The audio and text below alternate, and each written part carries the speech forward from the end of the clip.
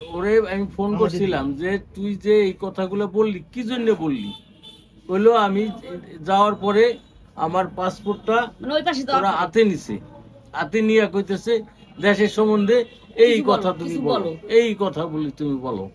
হ্যাঁ, আমি বললাম তুই যে এই কথাগুলো বললি তো এই ধরনের কোনো ঘটনা ঘটছে আমাকে এখানে?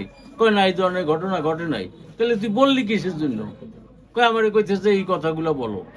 তো আমি মনে করছি আমার না বললে আমার বই দিবে না, হ্যাঁ আমার পাসপোর্ট দিবে না, আমি এই জন্য বলছি। এটা 100%, 100% ওরা বাংলাদেশের সাথে দেওয়ার সম্পর্ক খারাপের জন্য ওরা এইভাবে বাধ্য করছে। ভারতের লোকরাই খারাপ, ভারতের সাংবাদিকরাই খারাপ, ভারতের সাংবাদিকরাই খারাপ। যে কেন এতটুকু মানে যারা যাবে তাদের এই সমস্ত বলাবে, তুমি আরো কিছু বলো, তুমি আরো কিছু বলো, এইগুলোই বলতেছে। না আমরাই তো দেখিনি, আমরাই তো কোনো কিছু জানি না, এগুলো কোথাও কি হয়েছে না হয়েছে আমরাই তো জানি না। আমরা তো শান্তিতেই আছি, আমরা খুব শান্তিতে আছি। আর ও যে বলছে ওর অন্যায় হয়েছে, ওর চরম অন্যায় হয়েছে। করি সবাই দেখলে কাকিমা বলে ডাক দেয়, কেউ বৌদি বলে ডাক দেয়, কিন্তু কেউ কোনো সময় আমার সাথে আমাদের পরিবার সাথে কেউ কোনো সময় খারাপ ব্যবহার করে নাই। আমার দুইটা মেয়ে ছিল, বিয়ে হয়ে গেছে, কিন্তু আমার বাসুর দেওয়ারের মেয়েরা আছে, রাস্তাঘাটে চলাফেরা করে, কোনো সময় কেউ খারাপ কিছু করে নাই, কোনোদিনও করে নাই। আপনার পরিবার কি ফরিদপুরে নিরাপদ না? হ্যাঁ, আমার ফরিদপুরের সব পরিবার নিরাপদ। আপনার ছেলে যে বক্তব্য দিচ্ছে এই বিষয়ে, আমার ছেলে যে বক্তব্য দিছে এই ধরনের কোনো ঘটনা আমাদের বাংলাদেশে কোথাও হয়েছে কিনা আমি এটা জানি না, তবে আমার ফরিদপুরে আমি কোথাও দেখি নাই।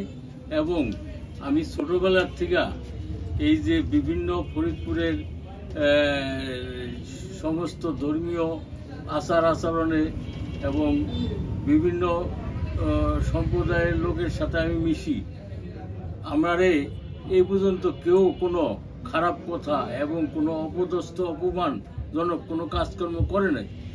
এবং এই যে বর্তমানে যে পরিস্থিতিতে আমাকে অনেকেই আইসা বলছে যে আপনারা কোনো রকম ভয়ভীতি পাবেন না, আমরা আপনাদের পাশে আছি।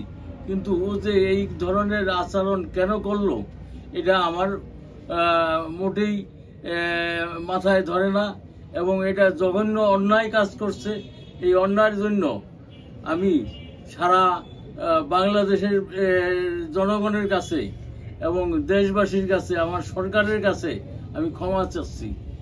বাবা কোনোদিনও কিছু হয় না, আমরা কোনোদিনও এরকম প্রভাবে পড়ি নাই, আমরা অনেক শান্তিতে আছি, অনেক শান্তিতে বসবাস করি। আর আমার ছেলে একটু মানে অন্যরকম কথা শুনে না, কারোর কথা শুনে না, কিন্তু আমরা কোনোদিনও এই ধরনের আশ্রম পাইনি কারোর কাছ থেকে।